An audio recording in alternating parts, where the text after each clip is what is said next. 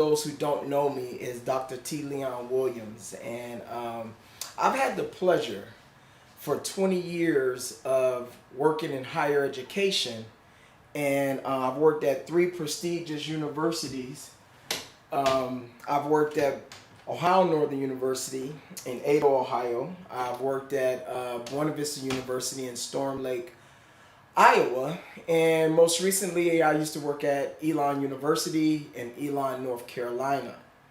And I have earned the right to be able to say I've accomplished 20 years of higher education advising students all over the country. It's been my pleasure to just meet students from various walks of life, various backgrounds, various academic levels, different high schools, rural students, inner city students, students who grew up in a private education, those who were in a public education, suburban kids, inner city kids.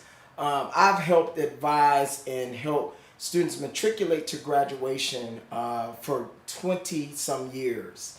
And my colleague, Melissa Jordan, and I, when I met her at Elon University, she was helping to sharpen my skills, so it allowed me to put some of the things that we were practicing at Elon University into a book. And so I want to introduce to you the first year college experience handbook, Strategies for Academic Success and Character Development. This is a very important conversation that we're about to have. So I want you to sit back. I need you to have pencil and paper. Okay, get your notebook. This will be geared mainly towards high school graduates who are heading to college, community college, 2-year institutions, or 4-year, and those who want to do advanced years to help with their academic studies. But most importantly, all right, so it's not just for high school students going to college, but I'm going to be talking about the epidemic that we're dealing with right now, and the COVID-19 and the uncertainty of academics and how to really be successful. In another week or two, I'm going to invite my son in, who is a high school student who did very well with the structure that we put together when he was asked and forced to stay home. So I'm going to be talking to high school students as well as graduates who are headed to college. All right. Now, this is a 6-week free course. All right. So I've just summarized the book and put it all into 6 lovely weeks, so I can just get you ready.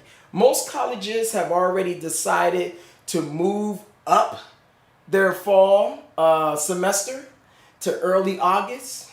So these 6 weeks will run you up until about the first week in August. So it should get you at least ready with some foundational things that'll help you become more successful and reach the goals that you have as you think forward into your fall semester. So here's the book. You can find it on Amazon, Barnes and Nobles, etc. I recommend that you get the book at some point, all right? But a lot of it I'm going to cover in our 6 weeks. Now, I'm also offering, during the fall semester, I'll be putting out another blurb. This is a free session, but I will also serve as your tutor in the academic session, okay? And more information about that will be coming forward. So I want to be able to walk with you through your semester, okay? So here we go. Here's every Sunday at 6 o'clock for the next 6 weeks, next 5 weeks now. We're going to be talking about the first year college experience. Here's my contact information if you want to screenshot it or just save this video for another day, but you can reach me via email. You can also text me if you want further conversation. I'll leave all of these posts up on the website so that people can have the right information going forward in order to contact me. So let's get started. And remember, we're talking about this in a lot of different ways. First, we're talking about it in such a way that in the fall, you walk onto a college campus. Okay? I know that the COVID-19 has had a huge spike in recent weeks. Okay? Due to some of the decisions that we have made. So colleges may make the decision to keep us home for this fall. So I'm going to talk to you in how to be successful in both settings. All right? Our session is 1 hour, so hopefully this will help you out here. So here we go. Laying the foundation. This is one of the first things. There's a lot of work to do before you ever arrive on a college campus. Okay? There's a lot of internal work that you need to do. You have to understand right now, practice, here it is at the end of June, heading into July. Even in your family, even in your relationships with your friends and so on, even on social media, start asking critical questions. See, deep thinking doesn't just turn itself on and turn itself off. Deep thinking is a consistent practice that you would start now. So whenever you watch the news, whenever the family is having a discussion, if you're in a relationship, ask critical questions. It is now the time to start switching the brain over into a intellectual, academic environment or realm, if you will. So you have to ask critical questions. You can still have fun. You can still have this summer vacation. 4th of July is coming up. I completely understand that. But you got to start challenging yourself with asking critical questions. Parents, if you're watching, allow your son or daughter to ask critical questions. They're growing up. They're going to go off to college. Okay? They're going to be by themselves. They're going to be influenced by peers and friends. And so if you allow them now that space and that confidence to ask critical questions, when they get into their peer circles, then they'll be more comfortable to ask critical questions before making an irrational decision. Okay? Another thing that I'm seeing with working with 17, 18-year-olds, you got to give yourself permission to try, right? Give yourself permission to try. That means, hey, I want to set myself up for success. But I got to give myself permission to try. I can't listen to all the chatter, all the noise. You barely made it out of high school. You may not do well. Those who are haters, those who are critical of you, those who don't want the best for you. Give yourself permission to try. I need to do my best, and I need to release myself from any stress, anxiety, because I'm here to put my best effort forward. Challenge yourself to be a conscious student. There's nothing more important than for a college president to be able to go to a meeting and speak highly about his or her students on his or her campus, that my students are engaged, they're critical thinkers, they're problem solvers, they're active in their community, they're volunteers. This is the next generation of leaders. This is what a college president wants to report out to his board of trustees. And that should be backed by the statistics of the students' matriculation rate to graduation, students' GPA, etc. So challenge yourself to be conscious because it benefits the entire environment. If you take ownership of being a conscious student, a student that's aware, a student that's engaged, if you take ownership of that, and I'm your counterpart in your classroom, and I take ownership of that, look at the environment in which we create. But if you come in there with mess and silliness and not focus, and you don't ask necessarily in-depth questions, and you run into another person that has that same demeanor, now that circle, that environment becomes a very slow progressing environment.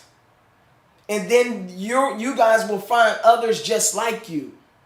And now it's a group of 10 of slow progressing. I'm not talking failure, but slow progressing. You need to be in an environment, an inner circle that is very strong, very progressive, forward thinkers, conscious people, aware of what's going on. Take advantage of all the learning community has to offer to you. All right, what does that mean? Let's say you arrive on campus, okay? And you know there's a library. You know there's a department for academic help or support. You know there are a multicultural center, or you know there's student affairs. and there are professionals trained to help you. You know that there's counseling there, right? You know if you have a learning disability, most campuses, if not all, have some resources and some techniques to help you with learning disabilities. If you're dealing with depression or so on and those type of things, there's someone there to help you with those things. You have to take advantage of the entire learning community. Now, what if you don't have to report this fall and you're learning from home? All right? You could be learning from home. Those same resources that you would have at your fingertips in college are also at your fingertips in your community. So there are parents that maybe you can talk to about your situation. All right. So you simply replace professors to some degree or the support staff on a college campus with parents, with loved ones, with friends. And this COVID-19 situation will change how our community comes together. There have to be some parents who come together and create networks because students are going to need that student services staff to help them matriculate to graduation from home. So there may be someone in your community who has that background, a trusted friend, a trusted neighbor.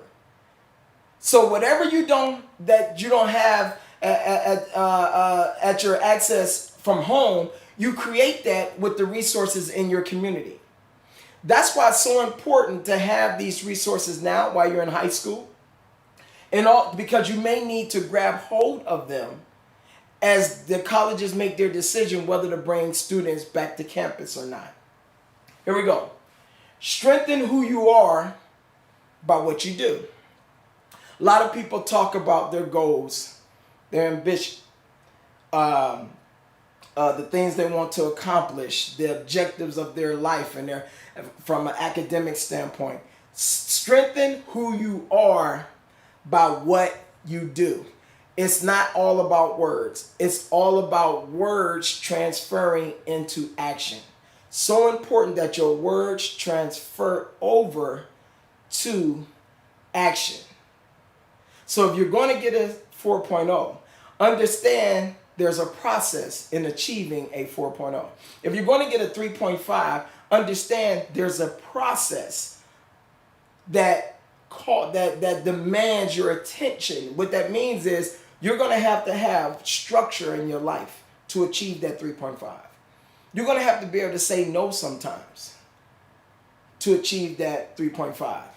You're going to have to be so disciplined and so focused on your schedule and your agenda and your goals and your objectives. Because remember, college can be very distracting. And so I want you to understand you have to strengthen who you are by what you do. Know that every opportunity to improve is available to you. Every opportunity to improve is available to you. Don't get stuck in when it doesn't. Don't get stuck in when it doesn't work out for you the first time. A lot of students used to come to my office and used to say, "I'm failing at this. I took my first 2 or 3 tests and I didn't do well at any of them. I'm not used to getting bad grades. I come from a high school and it was easy and I got all A's." And I say, "Well, listen, student A, you're in college now. So it's going to take a little bit more effort. It's going to take a different skill set. It's going to take for you to dig inside of yourself and bring out the best in you. College is supposed to bring forth that harness information, that harness education that's inside of you. Know that every opportunity to improve is available to you. There are no closed doors. I'm going to say it again. There are no closed doors. You can open all of those doors because there's always a chance to do better. But here's the difference. You have to start with a do better, I am better, I am going to be successful mindset. So my teaching gets you in front of the test, in front of the quiz, in front of the homework. We don't operate reactively, even though we can develop some skills to rebound. But the teaching that I offer, the advising and coaching that I offer gets you in front. Okay? You got to know your limitations and boundaries. This is so important. Know your limitations and your boundaries. This is why this is important. Not everyone can go out on Saturday. No, let's go Friday. Not everyone can go out on Friday and then go out again on Saturday and then try to do homework on Sunday. Because you may not have the mental, intellectual capacity to bring that brain activity over into an academic setting. You kind of put your brain in the drawer Friday on your last class at 2 o'clock. Then you say, it's the weekend. So I'm going to kick it. I'm going to hang out with my friends. I'm going to have fun. And then you do the same on Saturday. Plus you sleep in. Now on Sunday, you're saying, brain, wake up. Wake up, I need you now. And the brain is like, we haven't done that for a few days. I'm not quite ready. Okay?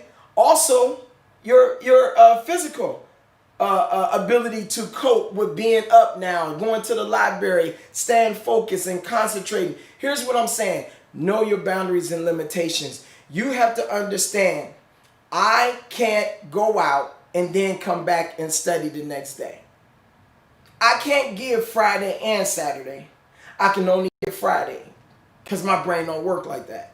See, too often we acculturate to our environment and the people that we're around through peer pressure. And what happens is we begin to take on the responsibility, the personality, the behavior of our circle. Not knowing that we don't have the mental, intellectual capacity to come out of that environment and adjust. Now, there are some very gifted students who can kick it all weekend and do very well in college. Very well. You got to know your boundaries and limitations. Because obviously they know theirs. They know how to turn it on and turn it off. I was one of those students, I couldn't. I wasn't a going out person, so I didn't go out, and it took a lot of time to understand very little. So I had to spend more time concentrating on what I was supposed to do. Okay? It's never too early to ask for help. Hey, remember, we're working on the proactive side of things. Listen, it's never too early to ask for help. What I'm going to say to you is this. If you have already reached out to your university, and we're going to talk about this in another slide, and you have your schedule, I'm going to show you how to introduce yourself to your professor during the summer and get them excited about you being excited about being in their class and heading off to college. That's not brown nosing. That is a formal introduction that I'm the type of student that's going to be a critical thinker. I'm going to be engaged. I'm going to be involved. I look forward to having this class with you. So if you have your schedule, start pulling it out. Start writing down the emails of your professors because we're going to send them a letter. All right? Be familiar with your learning style. This is so critical. Be familiar with your learning style. I'm a visual learner at best. Okay? Memory, not that strong. But I can remember things in spaces and be a visual learner. I'm also a conceptual learner. I like big picture. I got to see big things for me to understand the little things. Okay? I love concepts. I love strategies. I love to be out here. Now, I got to work hard to get to these minor details. But my brain functioned best, because I'm a visionary, of working out here in empty space that's not even accounted for. So here's what I can do. I can take minute things and put them in a concept or framework and put them out in spaces to help it make sense to me. Some of you may like the minor details. You like to dot your I's and cross your T's. You're a hands-on learner, okay? So you need to be in the trenches. You need to get it. Give me my assignment and I do it. I need to know why we're doing that assignment. How does this contribute to my life? What benefit does this have in my future? I had to learn that about me, not just through my undergrad and graduate years. I had to learn that about me as a professional. So be familiar with your learning. Be excited about what's next. COVID-19 shouldn't change the excitement of what is about to take place in your life next. But you have to be excited. If nobody else is excited, you have to be excited, because this is a wonderful journey if you're prepared, if you're ready, if you're engaged, if you're involved. This is a wonderful environment. Be excited about what's next. These are all mental things that you need to do before even walking onto a college campus. Okay? But here's the tough part of the conversation. It's called a student profile form. If I was your advisor coaching you, I would sit down and ask you, what's important in your life? What are some of the issues that we haven't talked about? Because what happens is, once you get to college, you have all this excitement, you know your boundaries and limitations, you've reached out to your professors, you have your schedule, you're all ready to go, but nobody talked to you about these issues. I got time management issues. I have emotional health issues. I have spiritual growth issues. I'm struggling with depression. I'm not a very good student, but I made it out of high school and they accepted me into this college. I'm a procrastinator. So you got to ask yourself, why is the conversation important? This is why the conversation is important. You have to say to yourself, I have to have this conversation with someone. I have to have this conversation with someone.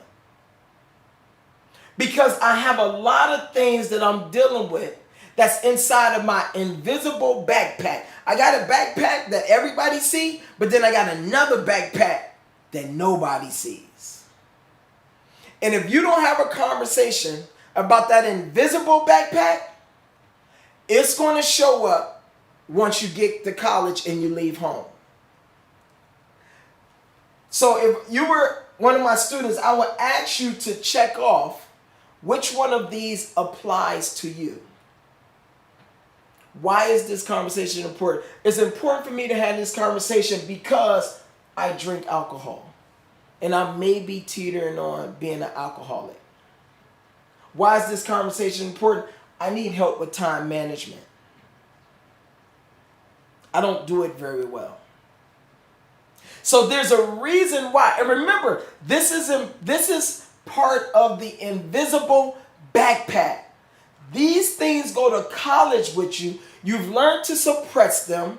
They didn't show their face in high school because you were surrounded with love and family and support and friends you grew up with since grade school. But now you're out on your own. And when your insecurities kick in, or your apprehensions kick in, or your stress kick in, or you're a little nervous, here come these other things from this invisible backpack. And you didn't know you brought it with you because you believed that you left it at home. I'm done with that. I'm over that. Listen, there are a lot of students that I've worked with in 20 years who would come to my office and explain to me there's something from their past that keep haunting them. It's something that keeps creeping up in their spirit. There's something that's stopping them. This is an important conversation to have. All right? If you have questions while we're doing the session, type them in, okay? And I will respond to your questions after the session, okay? I promise. I promise. Remember, this is just a 6-week course, and we're just kind of breezing through some things, but it's going to get you headed in the right direction. I promise you that, all right? Now, student audit. What do I need to do to be successful? What do I need to be successful? Student audit. So, let's think about it. We've looked at our foundation a little bit.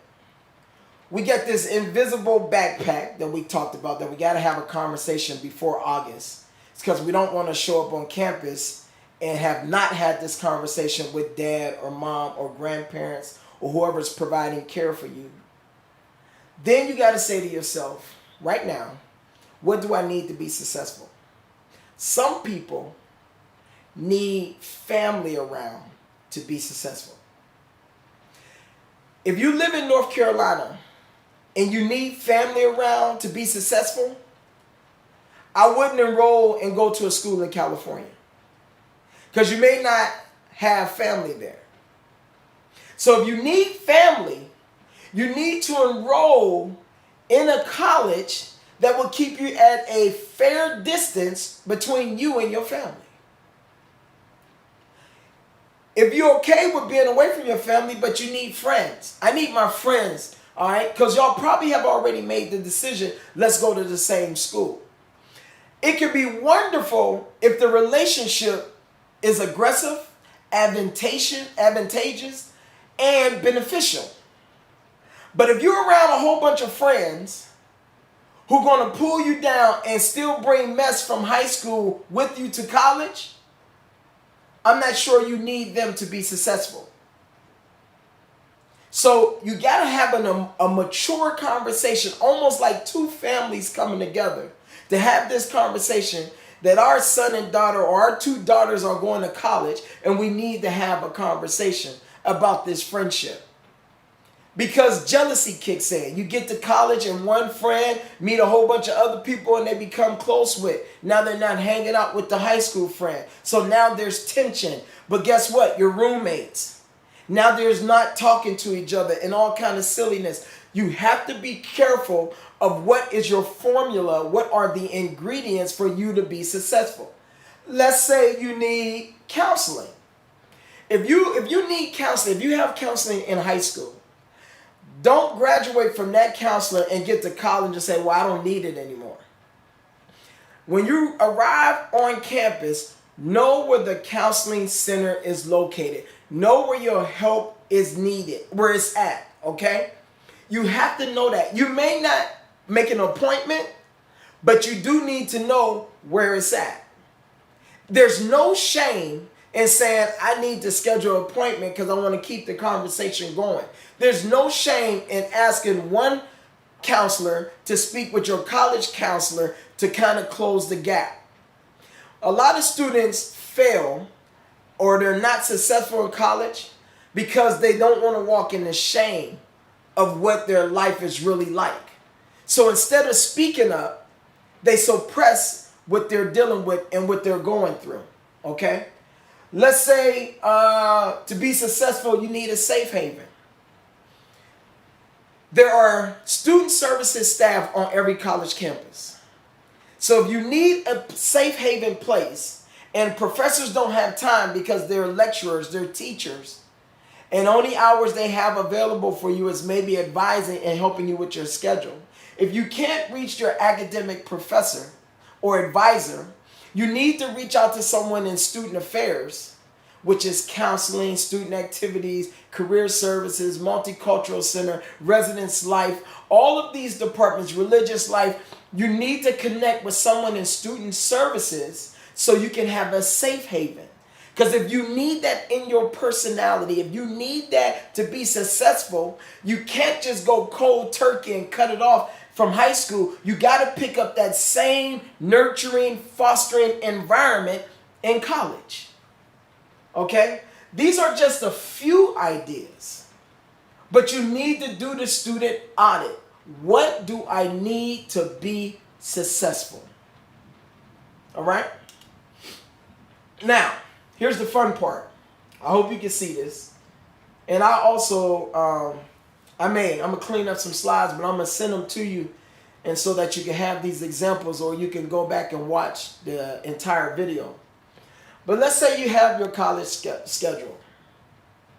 And whether you're at home this fall or you attend physically on a college campus, you need to email your professor a letter introducing yourself. I talked about this in the very beginning of our session. This just reads as an example. Dear Professor, I'm contacting you to personally introduce myself. I'm enrolled in your 9 a.m. marketing class on Tuesday and Thursday. I'm excited about the learning opportunity we will share this semester. This year, I am working closely with the LEAD program through the leadership office. This example says, 1, I look forward to meeting you. 2, I'm aware of what time our class is and what days our class is on. I'm excited about the learning opportunity that we will share. That means I'm committed now to coming in to mutually exchange information, okay? It's not the banking concept of education. I'm going to come in, just sit in the back, and you're going to teach me. I'm actually coming in engaged, involved, and ready. That means I've looked ahead on my syllabus, and I'm ready to engage with you and share in this experience.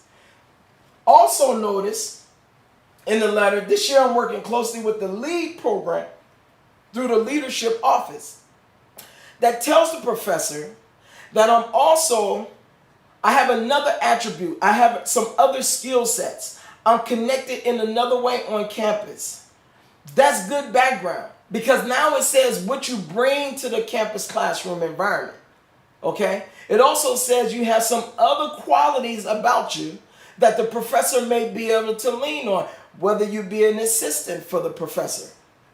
Maybe you do an intern for the professor. Okay? They don't get the full profile of all students. But this is a place in your introduction letter where you can kind of share with the professor of all of the things that you are involved in. Not all, forgive me. It could be just some. We don't want the resume. Okay? But I trust and believe that professors will receive this letter and be excited that there's an engaged student who contacted them this summer. That's amazing.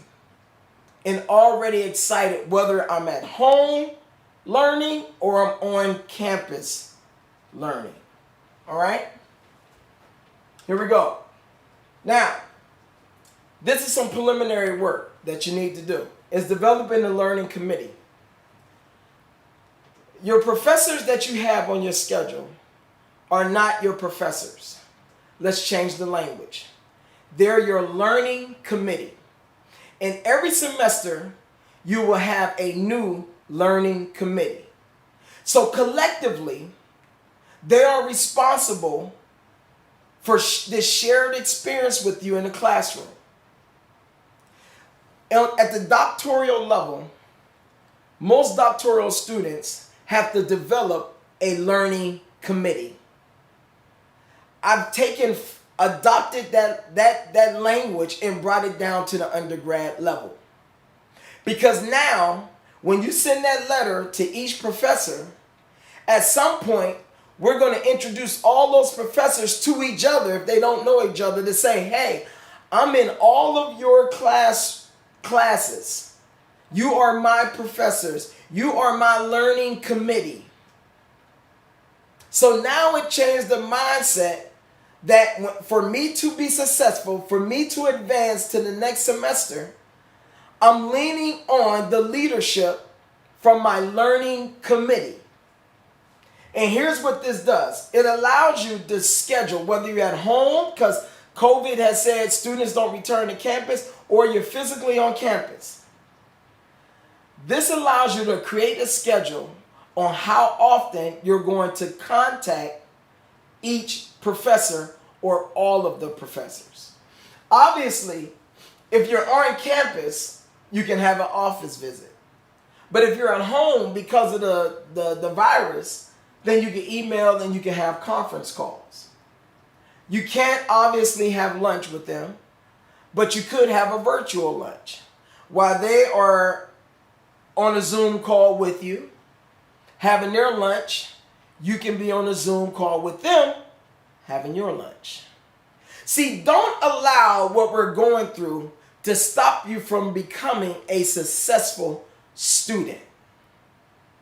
So a lot of the methods and strategies to be successful outside of the classroom, which contributes back to the classroom, you can still do, whether you're on campus or you're at home. So you would just mark down and schedule, it's like almost like a planner, but it's meant for how often and how frequent you contact your learning committee. So important. Here's why. Let's jump ahead. If I'm not doing well in the class, And this is what most college students do. If they're not doing well in a class, they go after getting a D on a paper and they flunk a quiz or whatever. Then they decide, it's week 8 of 15 weeks. I'm going to go see my professor. Now you have to develop a relationship. But the birthplace of the relationship is because you got a D and you failed a test. I would rather have to go see my professor knowing that the birthplace of the relationship was genuine and authentic. And I'm just struggling and seeking help. Most students show up in a professor's office when things are bad. That's reactionary. They know that you're coming only because you're failing. So let's get in front. Let's have a healthy relationship. It's going to take, listen, with COVID-19, it's going to take more creativity and more communication to be successful in college.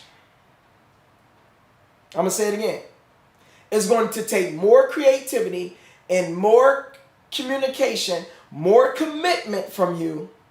So if you're an introvert, this may be a little challenging for you. But then again, an introvert would say, I love it because I work all behind a computer. I ain't got to see nobody. I ain't got to face nobody. If you're an extrovert, it could be challenging because you need people and see people. So you may do everything in Zoom. As much as you can, you may do it through Zoom because you need to see faces. So it just depends. I don't want you to jump into your sunken place because you don't have the luxury of having a traditional experience. You now get to create the experience, and that's what I really love, because you're basically an independent learner. You're taking an independent study, which means I'm not necessarily on campus. I have a syllabus, but I can be creative in how I reach my goals now. And I'm trying to give you some tips that will help you, okay? So you just make a schedule, and you can do this in a planner. All right, this is just a little template for you to allow you to set up these conference calls, these emails, the Zoom conference call, etc. All right? What else we got? Now, I think this is the last slide for our first session. Remembering the best you. What was the last time you remember being at your best? When was the last time you remember being at your best? How would you describe that day, week, or moment? What was going on in your life at that time? What emotions do you remember and why? If that time is now, how are you handling the moment? Remembering the best you. I want to help you with something. I want you to just take 30 seconds and remember when you were the best you, when you were the best student, when you were the best athlete, when you were the best son, when you were the best daughter, nephew, niece, friend. What was going on in your life in that moment? That's what I want you to hold dear to your heart. What did it feel like? What was the family like? Was it chaos in your life? Was there a calm in your life? Because it's so important you to understand how you work best. If I'm looking for the best version of you, I want you to remember when the last time you've had one of those moments. And how can we recreate it so the best version of you shows up every day? I'm going to give you an example. I'm a morning person.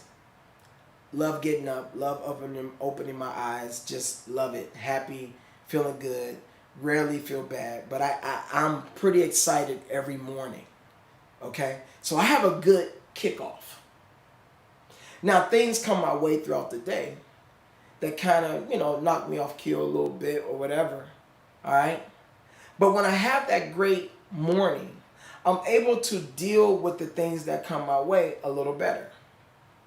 Now, I have a high level of emotional intelligence. I can manage my emotions very well. And this took a lot of work So things that come up in my life, my family life, my kids' life, my wife's life, they don't close in on me because I'm able to manage those things.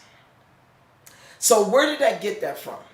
Well, I had to dig back into my past when I was growing up. And what I understood is when there was chaos in the family, I was able to process the chaos in a different way so that I can continue to stay on the track I was on. I can be at my very best regardless of what was going on in my household, regardless what was going on in my extended family. I was able to just navigate through that because I had a focus that was kind of relentless. So I learned in my life now that it was when I was younger that I was able to work through chaos. I was able to work through emotions and feelings. Not that I didn't feel or didn't have emotions, but I was able to function in those things where others were falling apart and cussing and going off and all. That I didn't have that. So I grab hold of that younger Leon and say, now this is my strength. That I don't pop off.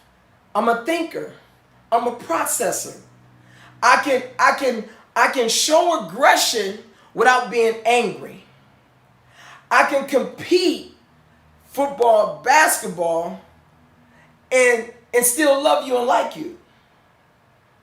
And still want to destroy you. So I had to, at the age I'm at now, I had to come to this place of understanding that it was through my upbringing that I learned this about me.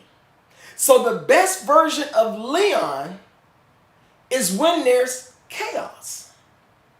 Let me help you. When I first started in my profession, I was first hired as a director of multicultural affairs and assistant football coach at Ohio Northern University. And I began to ask myself why. I got the football aspect because I played football and I loved the program, and it would be awesome to be a college football coach and give back, right? I got that part.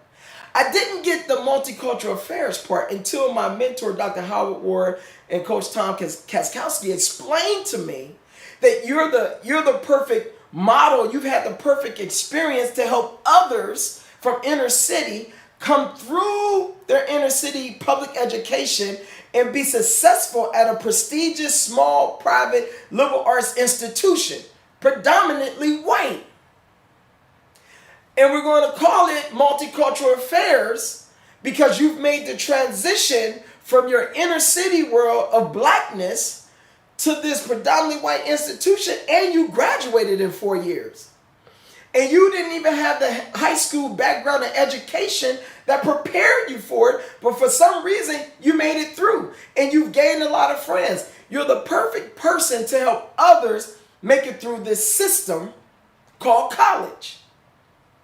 So I learned even through my profession that God was allowing me to operate in the space of tension. Racism, bias, discrimination, prejudice.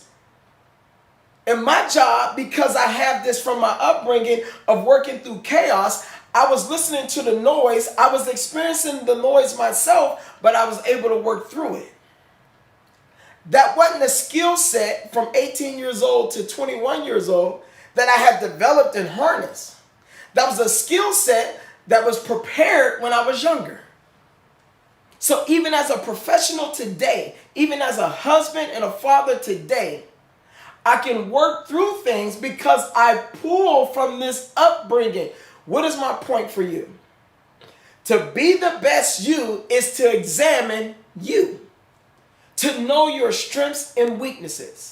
Even at the age of 17 and 18, you can now start digging your past and say, wow, that's when I was at my best. What was going on when I was at my best? The family was actually out of control, or I was single, or I was playing a sport. When were you at your best you? That's going to help you in the next 4 years of your life. I hope you send me some questions. I'm excited about the next 5 weeks. I'll do my best of bringing you information, real time, real issues, real methods, real strategies to really help you be successful in college. Okay? Hey, I'm excited. Get excited. Tell friends. Invite others in. Every Sunday, 6 o'clock, we're going to dig in and we're going to have this conversation. Once again, our next session will be July 5th. All right, 12th, 19th, 26th, and then August 2nd. All right? All right. Take care. God bless.